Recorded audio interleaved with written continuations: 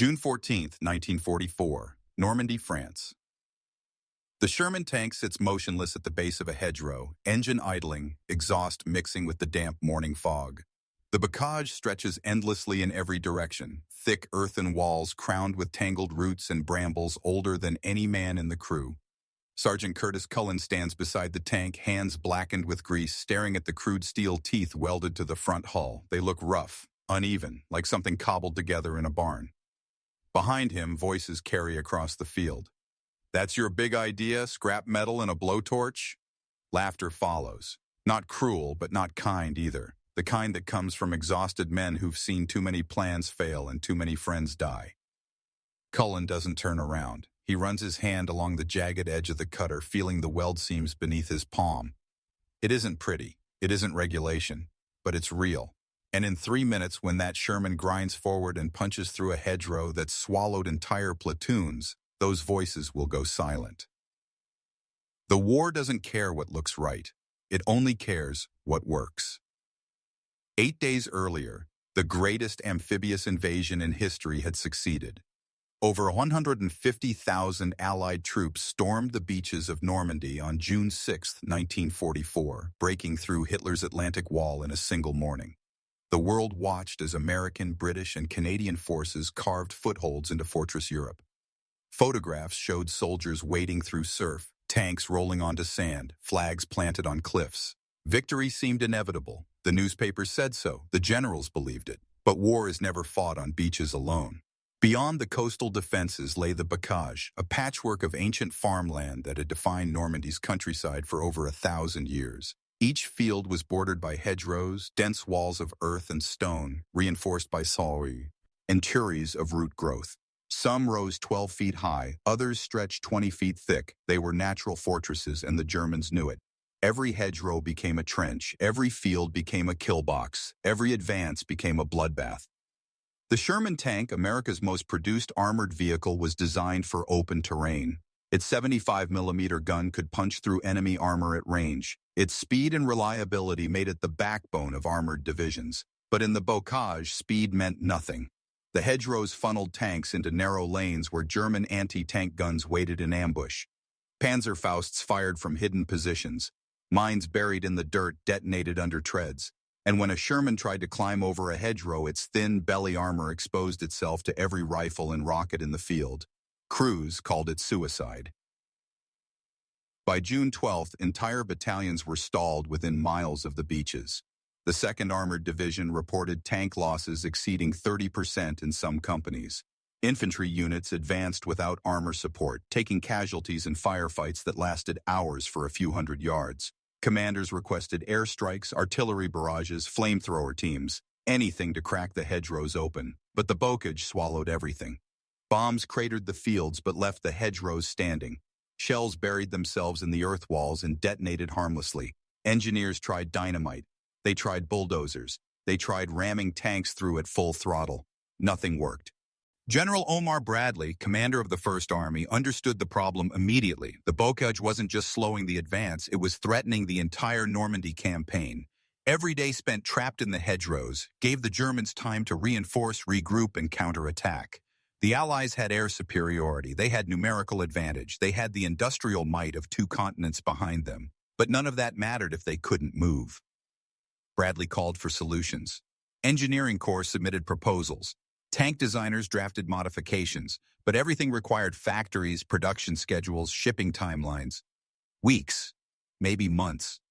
The men in Normandy didn't have weeks. They had hedgerows in front of them and Germans behind everyone. On June 13th, soldiers from the 2nd Armored Division sat in a field near St. Lo watching another tank attempt a crossing. The Sherman revved its engine, treads churning mud, and lunged at the hedgerow. For a moment it climbed, nose tilting skyward, belly exposed. Then came the crack of an 88mm gun. The shell struck below the turret. Smoke poured from the hatches. The crew bailed out, uniforms burning, rolling in the dirt to smother the flames. Medics rushed forward. The rest of the company stayed behind cover. Sergeant Curtis Culin watched from beside his own tank. He was 29 years old, a cab driver from New York before the war, assigned to the 102nd Cavalry Reconnaissance Squadron. He wasn't an engineer. He wasn't a tank designer. But he'd grown up around machinery, learned to fix what broke, and understood that sometimes the best solution wasn't the smartest one. It was the one that worked right now. That night, he walked through the remnants of a German roadblock. Twisted steel obstacles littered the dirt, part of the Atlantic Wall's beach defenses, now abandoned and useless. He kicked one over, tooting the angle of the metal the way it was designed to stop vehicles. And then he thought about using it differently, not to stop a tank, to make it cut. The idea wasn't entirely new. Soldiers had been improvising since the first shot was fired. They taped extra armor to tank hulls. They mounted machine guns on jeeps. They welded spare tracks onto turrets for protection. Battlefield modification was survival, and every veteran knew it. But most improvisations were small, personal, things that helped one crew survive one fight. What Culin envisioned was different. He wanted to change how every Sherman in Normandy fought. He spent June 14th scavenging. The fields around St. Lo were littered with German beach obstacles, steel rails designed to rip the bottoms out of landing craft. Culin gathered sections of it, dragged them back to his tank, and convinced a nearby engineering unit to lend him a welding torch. The engineers thought he was wasting time. His own crew wasn't sure what he was building. But Culin had seen enough stuck Shermans to know that waiting for a factory solution meant more burning tanks and more dead crews. The device he built was brutally simple. 4 steel prongs, each about 2 feet long, welded to the front of the Sherman's hull at a downward angle. They looked like tusks, like the teeth of some mechanical beast. The welds were rough, the angles imperfect, but the concept was sound. When the tank drove into a hedgerow, the prongs would dig into the base of the earthen wall, cutting through roots and soil instead of climbing over it. The tank would stay level, the belly armor would stay protected, and the hedgerow would split open like tissue. At least that was the theory. By mid-morning, word had spread through the battalion. Soldiers gathered to watch. Some were curious, others skeptical. A few openly mocked the design. It looked crude, unfinished, like something a farmer might weld together to clear a field, not something that belonged on a 30-ton war machine. One lieutenant called it a plow. Another said it looked like a joke. Culin ignored them. He climbed into the driver's seat, started the engine, and aimed his Sherman at the nearest hedgerow. The tank rolled forward, treads biting into the soft Norman soil. The prongs struck the base of the hedgerow and bit deep. For a moment, resistance. Then the sound of roots tearing, earth crumbling, stone grinding against steel. The Sherman didn't climb. It didn't expose its belly. It drove straight through, punching a hole wide enough for infantry to follow. On the other side, Culin stopped the tank, shut off the engine, and climbed out. Silence. Then someone started clapping. Others joined. Within an hour, battalion command wanted a demonstration. By that evening, General Bradley's staff had been notified. Within 3 days, engineering units across Normandy were welding identical devices onto every available Sherman. They called them Rhino tanks. They called them hedgerow cutters. Some crews called them Culin cutters, after the sergeant who refused to wait for someone else to solve the problem. But not everyone was convinced immediately. Tank commanders worried the added weight would strain engines. Maintenance officers feared the welds would crack under stress. Some crews refused to use them, trusting their training and tactics instead. And in the rear echelons, bureaucrats debated whether the modification violated regulations, whether it compromised tank integrity, whether it should be officially authorized or quietly tolerated. The sold. Ears didn't care about regulations, they cared about survival. By June 18th, companies equipped with Rhino tanks reported breakthrough after breakthrough. Fields that had taken days to cross were cleared in hours. German defensive positions, carefully prepared behind hedgerows, found themselves flanked and overrun as American armor punched through walls they thought were impassable. The psychological impact was immediate. German troops, trained to use the bocage as a force multiplier, suddenly faced an enemy that ignored their strongest advantage. Culin himself never sought recognition. He returned to his reconnaissance duties, leading patrols through the same hedgerows his invention had helped crack open. He didn't give interviews, he didn't write reports, he simply did what soldiers have always done when the system moves too slowly. He improvised, adapted, and survived. But his idea had already changed the war. By early July, over 60% of American tanks in Normandy carried some form of hedgerow cutter. Factories in England began producing standardized versions, shipping them to the front by the hundreds. The bocage, once an impenetrable maze, became just another obstacle. The Allied advance, stalled for weeks, began to accelerate. St. Lo fell, Avranches was captured. The breakout from Normandy, Operation Cobra, succeeded in part because American armor could finally move. And it all started with a cab driver from New York, a welding torch, and a piece of scrap metal no one thought would matter. Curtis Culin never expected to be remembered. He was a reconnaissance sergeant, not an engineer. His job was to scout ahead, report enemy positions, and stay alive long enough to do it again the next day. But like so many soldiers in Normandy, he found himself facing a problem no training manual had prepared him for. The hedgerows weren't just obstacles, they were death traps, and every day he watched tanks burn and crews die because the Army's equipment wasn't designed for this kind of war. What separated Culin from others wasn't genius, it was urgency. He didn't wait for orders, he didn't submit a proposal through proper channels. He saw a problem in the morning and built a solution by afternoon. That kind of initiative was rare, not because soldiers lacked intelligence, but because military culture discouraged it. Modifications meant liability, innovation meant paperwork. And in a war where millions of men followed millions of orders, one sergeant with a welding torch was easy to ignore. But Culin had an advantage. He wasn't asking permission, he was proving a concept. And once his Sherman tore through that first hedgerow, proof was all that mattered. Within hours, other crews wanted the same modification. Within days, commanders were ordering it. The Army didn't adopt Culin's idea because it was elegant or regulation approved. They adopted it because men were dying, and it worked. Culin himself remained quiet about his role. He never claimed credit publicly. He never demanded recognition. When asked about the device, he deflected, insisting others had thought of similar ideas. In his mind, he'd simply done what needed to be done. But history doesn't forget the men who changed the course of battles with a few hours of work and a pile of scrap metal.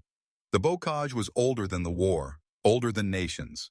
Norman farmers had spent centuries building earthen walls to divide their fields, planting hedges on top to mark property lines and shelter livestock. Over generations, roots grew deep, tangling into impenetrable barriers. Rain compacted the soil, stones settled into the base. By 1944, some hedgerows were 10 feet tall and 20 feet thick, strong enough to stop a tank and dense enough to hide an entire platoon. For the Germans, the bocage was a gift. They didn't have to build fortifications. Nature had done it for them. Every field became a kill box. Every lane became a choke point. They positioned machine gun nests at corners, dug anti-tank guns into tree lines, and mined the narrow roads between hedgerows. When Allied tanks advanced, they had two choices: stay on the roads and get ambushed, or try to cross the hedgerows and expose their bellies. American doctrine emphasized mobility. Tanks were supposed to exploit breakthroughs, encircle enemy positions, and move faster than the enemy could react. But in the bocage, mobility was impossible. Tanks crawled through narrow lanes in single file, unable to maneuver, unable to see more than 50 yards ahead. German defenders didn't need superior numbers or better equipment. They just needed patience. Wait for the lead tank, fire, disable it, block the road, then pick off the rest. Infantry tried to support the tanks, but the hedgerows neutralized that advantage too. Soldiers couldn't see across fields. They couldn't coordinate attacks. Every advance became a desperate scramble through unknown terrain, never knowing if the next hedgerow hit an 88-meter gun or a squad of German infantry. Casualties mounted, progress stalled, and every day more men questioned whether Normandy had been a victory at all. The Rhino cutter changed the equation. Suddenly, tanks didn't need to find gaps in the hedgerows. They created their own. Suddenly, German defensive positions weren't anchored by impassable terrain. Suddenly, the bocage stopped being a fortress and became just dirt and roots. The device itself was almost laughably simple. 4 steel prongs welded to the front hull of a Sherman tank, angled downward like the tusks of a boar. The steel came from German beach obstacles scavenged from the Atlantic Wall defenses. The welds were done by combat engineers, often in the field, sometimes under fire. There were no blueprints, no technical specifications, just Culin's original prototype and hundreds of crews improvising variations. Some tanks used shorter prongs, others used longer ones. Some welded 6 prongs instead of 4. A few units tried sharpening the edges, hoping to cut through roots faster, but the core principle remained the same. The prongs dug into the base of the hedgerow, cutting through the earthen wall at ground level where the roots were weakest. The tank's weight and engine power did the rest, driving forward, splitting the hedgerow open, creating a breach wide enough for infantry and other vehicles to follow. The modification added roughly 750 pounds to the front of the tank. Engineers worried it would strain the suspension or reduce speed. In practice, the difference was negligible. The Sherman's engine handled the extra weight without issue. The welds, crude as they looked, held under combat stress, and the tactical advantage far outweighed any mechanical concern. Within weeks, the Rhino cutter became standard. Tanks arriving from England were fitted with cutters before reaching the front. Units without them requested them. Crews that initially mocked the idea demanded them, and German forces, trained to fight a defensive war in the bocage, found themselves facing an enemy that simply drove through their defenses as if they weren't there. One soldier described it as fighting a different war. Before the Rhino, every field was a siege. After, it was just terrain. Not everyone embraced the Rhino cutter immediately. In any military organization, change is slow. Field modifications, no matter how effective, violated protocols. Tanks were engineered to exact specifications. Adding unauthorized weight and altering structural integrity meant potential liability. If a modified tank failed, if a weld cracked under fire, if a crew died because of an unapproved device, someone would be held responsible. Battalion commanders had to weigh results against regulations. Some authorized the modifications immediately, trusting their soldiers' judgment. Others hesitated, waiting for approval from higher command. A few outright refused, insisting that proper engineering solutions would arrive eventually. In the meantime, their tanks continued to struggle, their crews continued to die, and neighboring units with Rhino cutters pushed forward. General Bradley cut through the bureaucracy. He saw the device demonstrated, understood its impact, and ordered its immediate widespread adoption. But even with his approval, supply lines struggled to keep up. Welders were in short supply. Steel had to be scavenged or requisitioned. Some units fabricated their own cutters using whatever materials they could find. Others waited weeks for official versions to arrive from England. The delay cost lives. Companies without Rhino cutters faced the same deadly hedgerows that had stalled the invasion's first week. Companies with them reported casualty rates dropping by as much as 40% in some engagements. The disparity was stark, and it raised uncomfortable questions. How many men had died because the army hadn't anticipated the bocage? How many more would die waiting for proper channels to authorize a solution that already worked? Culin's invention exposed a fundamental flaw in military innovation. The system was designed for large-scale production and long-term planning, not rapid battlefield adaptation. It excelled at building thousands of tanks in factories, but struggled to modify a single tank in a field. And in Normandy, where the difference between success and failure was measured in hours, not months, that rigidity nearly broke the invasion. Once the first Rhino cutters proved effective, adoption spread like wildfire. Crews traded tips on welding techniques. Maintenance teams scavenged steel from destroyed German equipment. Some units experimented with different designs, testing variations in the field and sharing results across battalions. The modification became a collaborative effort refined by hundreds of soldiers who understood the terrain better than any engineer in a rear echelon office. Tank commanders reported newfound confidence. Before the Rhino, approaching a hedgerow meant accepting risk. Would the tank make it over? Would the belly armor hold? Would a Panzerfaust be waiting on the other side? With the cutter, those questions disappeared. Drivers aimed at hedgerows and punched through. Infantry followed in the breach. Advances that once took hours now took minutes. The psychological impact on German defenders was equally significant. They had built their entire defensive strategy around the bocage. They knew every hedgerow, every choke point, every kill zone. But suddenly, American tanks were ignoring the terrain. Defensive positions that should have held for days were overrun in hours. German reports from late June described confusion and demoralization. Their strongest advantage, the natural fortress of Normandy, had been neutralized by a piece of scrap metal and American ingenuity. Some German commanders attempted to adapt. They moved anti-tank guns to secondary positions, anticipating that American tanks would breach hedgerows in unexpected locations. They increased patrols trying to identify and target Rhino-equipped Shermans before they could break through. But the modifications were too widespread. Every battalion had them. Every attack used them. The bocage, once impassable, became just another obstacle. By July 1944, the Rhino cutter wasn't just a field modification. It was doctrine. Training manuals were updated. New crews arriving in Normandy learned to fight with cutters as standard equipment. And the Allied advance, stalled for nearly a month, finally broke free. German forces in Normandy had expected a brutal fight. They knew the Allies had air superiority, numerical advantage, and industrial capacity. But they also knew the bocage would slow any advance to a crawl. Their defensive plans relied on it. Hold the hedgerows, bleed the enemy, buy time for reinforcements. It should have worked. The Rhino cutter shattered that strategy. German after-action reports from late June note the sudden increase in American tank mobility. Defensive positions that should have held for days were breached in hours. Infantry units found themselves flanked and encircled as American armor bypassed their prepared defenses. Commanders requested reinforcements, anti-tank weapons, anything to counter the modified Shermans. But reinforcements were slow, supplies were scarce, and the bocage, their greatest advantage, had become irrelevant. Some German units attempted to counter the Rhino cutters by mining hedgerows more heavily. If American tanks were going to drive through, the logic went, make every breach deadly. But mines required time and resources. American combat engineers developed techniques to detect and clear them. And even when mines succeeded, the sheer number of Rhino-equipped tanks meant that breaches continued elsewhere. Other German forces fell back to secondary defensive lines, abandoning the bocage entirely. If the hedgerows couldn't stop American armor, there was no point defending them. This withdrawal, intended to consolidate forces, instead accelerated the Allied advance.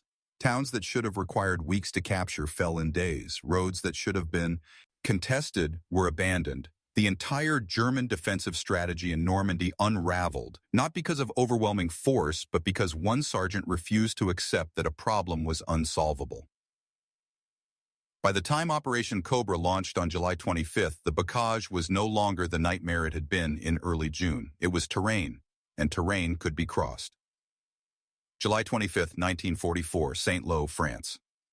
The bombardment began at dawn. Over 1,500 American bombers filled the sky, dropping nearly 4,000 tons of explosives on German positions south of Saint-Lô. The earth shook. Trees vaporized, entire hedgerows disappeared in clouds of fire and dirt. The sound was deafening, a continuous roar that drowned out every other noise. For 90 minutes, the world became nothing but explosions. Then the bombers turned away, and the tanks rolled forward. Operation Cobra was the breakout the Allies desperately needed. For 6 weeks, American forces had clawed their way through the bocage, gaining miles at the cost of thousands of lives. Now, with German defenses shattered by the largest tactical bombing in history, it was time to exploit the breach. But even with the hedgerows cratered and the enemy stunned, success wasn't guaranteed. The bocage still existed, the terrain still favored defenders, and the Germans, battered as they were, still had teeth. Lieutenant James Belden commanded a platoon of Shermans from the 2nd Armored Division. His tank, nicknamed Fury, carried a Rhino cutter welded to its hull 3 weeks earlier. He'd used it a dozen times since, punching through hedgerows that would have stopped his advance cold. But this was different. This wasn't a small engagement. This was the entire American First Army surging forward at once, thousands of tanks and tens of thousands of infantry, all betting that the bocage could finally be broken. Belden's orders were simple. Advance south, breach the hedgerows, don't stop. His driver, Corporal Eddie Grant, gunned the engine. The Sherman lurched forward, treads churning through mud and debris. Smoke from the bombing still hung in the air, thick enough to taste. Visibility was measured in yards. The radio crackled with reports from other units. Contact, breakthrough, casualties. The fog of war was literal and dense. The first hedgerow appeared through the smoke. Belden signaled forward. Grant aimed the Sherman at the center and accelerated. The Rhino cutter bit into the earthen wall, roots tearing, soil collapsing. The tank drove through, emerging on the other side into a field littered with craters. No enemy fire. Not yet. Second hedgerow, 50 yards, Belden called. Grant drove. The tank breached again and again. Each hedgerow split open, each breach creating a path for the infantry following behind. The advance was working. The bocage, which had consumed so many American lives in June, was being systematically dismantled by the very tanks it was supposed to stop. But the Germans weren't finished. At the 4th hedgerow, fire erupted from the tree line. Machine guns, anti-tank rifles. A Panzerfaust streaked across the field, missing Belden's tank by inches and detonating against a hedgerow behind them. Grant didn't hesitate. He accelerated, driving the Sherman into the base of the hedgerow at full speed. The Rhino cutter tore through. The tank burst into the next field, turret swinging, 75mm gun firing into the German position. Explosions, screams, smoke. The German machine gun nest disintegrated under high explosive shells. Infantry rushed forward, clearing the tree line, securing the breach. Belden's tank rolled on. By mid-morning, his platoon had crossed a mile of bocage, a mile that 6 weeks earlier would have cost dozens of tanks and hundreds of lives. Now it was just terrain, breachable, passable, irrelevant. Other units reported similar success. The 3rd Armored Division broke through near Marigny. The 1st Infantry Division punched south toward Coutances. Everywhere, rhino cutters tore through hedgerows that German forces had spent weeks fortifying. The breakthrough wasn't just tactical, it was psychological. The bocage, Normandy's greatest defense, had been defeated by American ingenuity and a piece of scrap metal. But victory came at a cost. Not every breach succeeded, not every tank survived. German forces, though battered, still fought with desperation.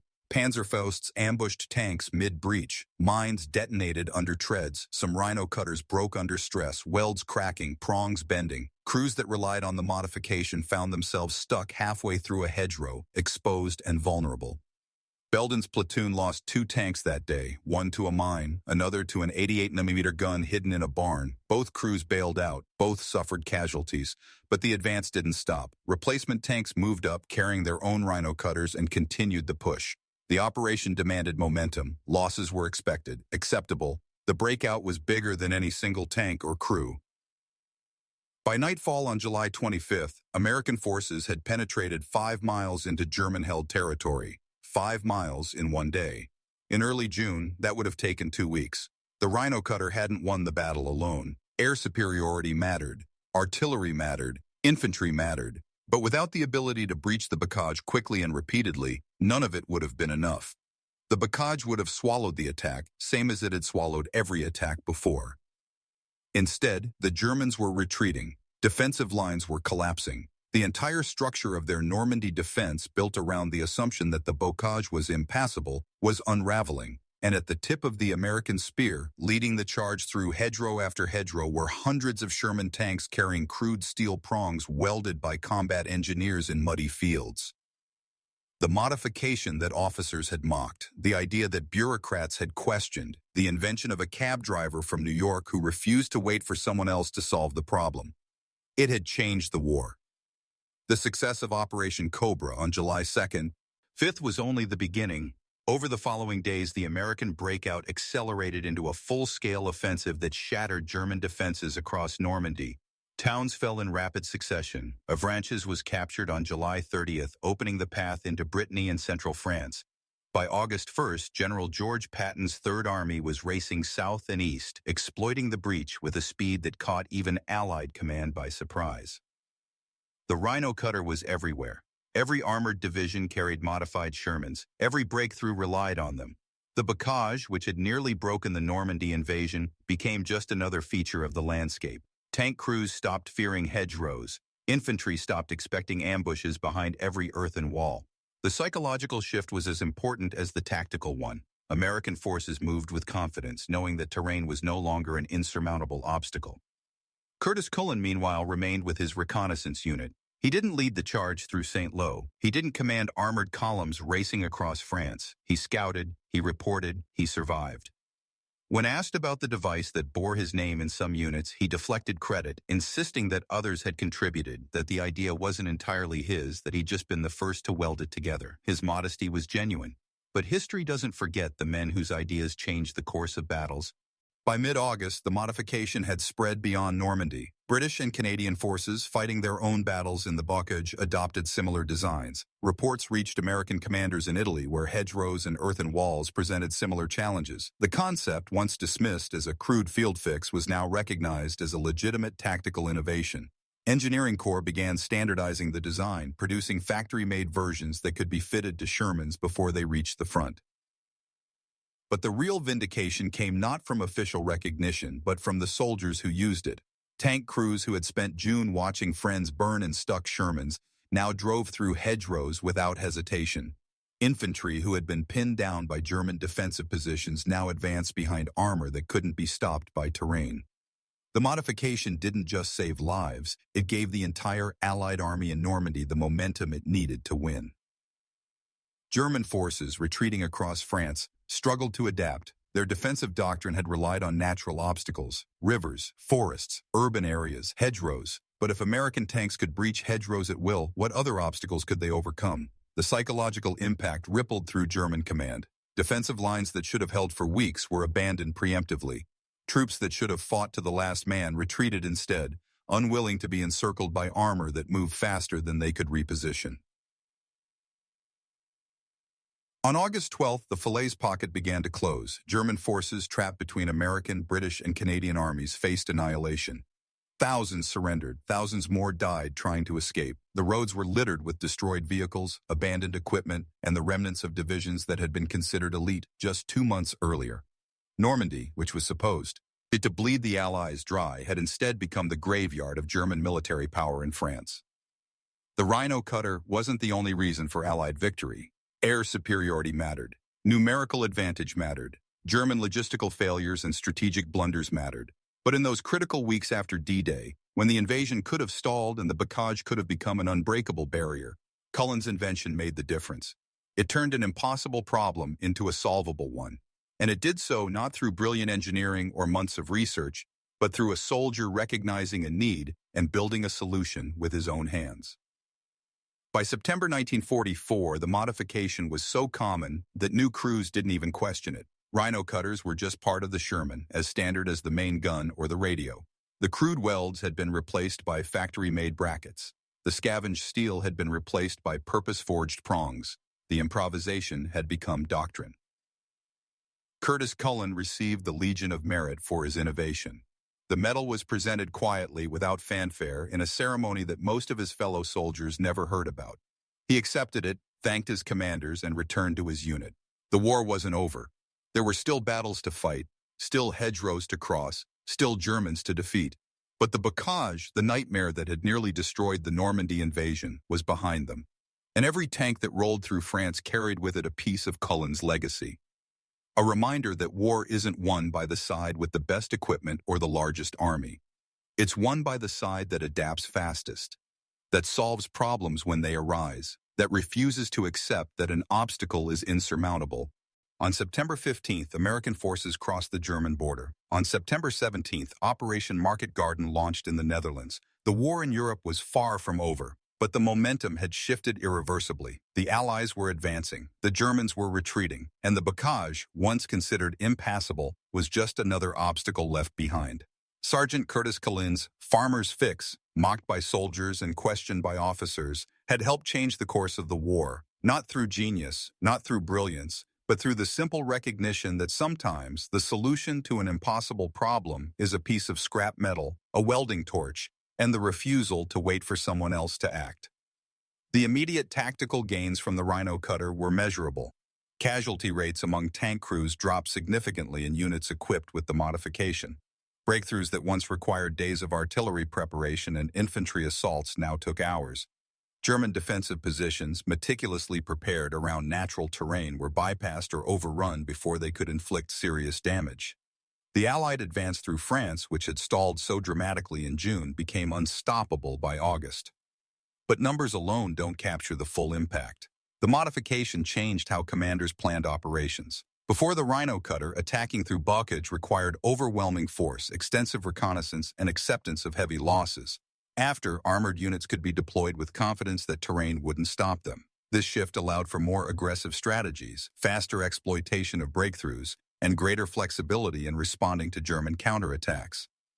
Infantry units benefited as well. Soldiers no longer had to lead the advance through hedgerows, exposing themselves to machine gun fire and ambushes. Tanks breached first, suppressing enemy positions, creating safe corridors for troops to follow. The coordination between armor and infantry, always difficult in the bocage, became smoother. Fewer soldiers died clearing hedgerows. More survived to fight the next engagement. The German response, or lack thereof, revealed just how unprepared they were for American adaptability. Their entire defensive strategy in Normandy had been built on the assumption that the bocage would compensate for their numerical and material disadvantages. When that assumption collapsed, so did their defensive coherence. Units that should have held key positions retreated. Commanders who should have counterattacked withdrew instead. The psychological blow was as devastating as the tactical one. German military reports from late July and August reflect confusion and frustration. They had expected the bocage to slow the Allies for months, buying time for reinforcements and allowing them to fight a war of attrition. Instead, American tanks were breaching hedgerows faster than German forces could reposition. Defensive lines established one day were outflanked the next. The careful, methodical defense that German doctrine emphasized became impossible when the terrain no longer mattered. Some German commanders attempted to adapt by abandoning fixed defenses entirely, relying instead on mobile counterattacks and ambushes. But American air superiority made movement during daylight suicidal. And at night, American tank crews, now confident in their ability to breach any hedgerow, simply pushed through darkness, creating breakthroughs that German forces couldn't contain. The Falaise Pocket, where tens of thousands of German troops were encircled and destroyed in mid-August, was the ultimate consequence. The rapid American advance, enabled in large part by the Rhino cutter, had created a strategic disaster for Germany. Entire divisions were annihilated. Equipment losses were catastrophic. The road to Paris, and eventually to Germany itself, lay open. Allied command took notice. Reports on the Rhino cutter reached Eisenhower's headquarters. Engineering Corps analyzed the design, noting its simplicity and effectiveness. Recommendations were issued to standardize the modification across all armored units, not just in Normandy, but in every theater where terrain presented similar challenges. Italy with its rocky hills and narrow valleys. Southern France with its own hedgerows and earthen walls. Even the forests of Germany where natural barriers could slow an advance. The modification was also studied for lessons in military innovation. How had a single sergeant with no engineering training solved a problem that had stumped professional tank designers? Why had the solution come from the front lines rather than from research and development offices? And most importantly, how could the Army encourage more such innovations in the future? The answers were uncomfortable. The military's bureaucratic structure, designed for large-scale planning and production, was poorly suited for rapid battlefield adaptation. Soldiers saw problems first. They understood the terrain and the enemy better than anyone in the rear. But the system gave them little authority to implement solutions. Culin had succeeded not because the Army supported him, but because he bypassed the system entirely. He built his device, proved it worked, and forced the Army to adopt it. That lesson, more than the Rhino cutter itself, would shape American military doctrine for decades. The best innovations don't always come from laboratories or design committees. Sometimes they come from soldiers in muddy fields who refuse to accept that a problem is unsolvable. Curtis Culin never sought fame. After receiving the Legion of Merit, he returned to his duties with the 102nd Cavalry Reconnaissance Squadron. He continued to scout, continued to fight, continued to survive. The war took him through France, into Belgium, and eventually into Germany itself. He was present when American forces crossed the Rhine in March 1945. He witnessed the collapse of the Third Reich, and when the war ended in May, he returned home to New York, resuming his life as a cab driver. For decades, his contribution remained largely unknown outside military circles. The Rhino cutter was documented in official histories, but often without attribution. Some reports credited American ingenuity in general. Others mentioned multiple soldiers contributing to the design. Culin himself rarely spoke about it. When asked, he insisted he'd simply done what needed to be done, that any soldier in his position would have done the same. But historians eventually pieced together the full story: interviews with veterans, analysis of battalion records, photographs of early Rhino-equipped Shermans with crude hand-welded prongs. The evidence pointed consistently to Culin as the primary innovator. Not the only one, perhaps, but the first to build a working prototype and prove its effectiveness under combat conditions. Recognition came slowly. In 1984, 40 years after Normandy, Culin was honored at a reunion of 2nd Armored Division veterans. He was in his 60s by then, still modest, still insisting others deserved credit. But the men who had fought in Normandy knew better. They remembered the stuck tanks, they remembered the burning crews, and they remembered the moment when someone finally built something that worked. The Rhino cutter itself became a symbol of American adaptability. Museums displayed preserved examples. Documentary films featured footage of Sherman's breaching hedgerows. Military academies taught the story as a case study in battlefield innovation. The device, so crude and improvised in its origins, became an icon of the resourcefulness that helped win the war. But beyond symbolism, the Rhino cutter had tangible, lasting effects on military doctrine. Post-war analysis emphasized the importance of field modifications. Tank designs began incorporating attachment points for improvised equipment.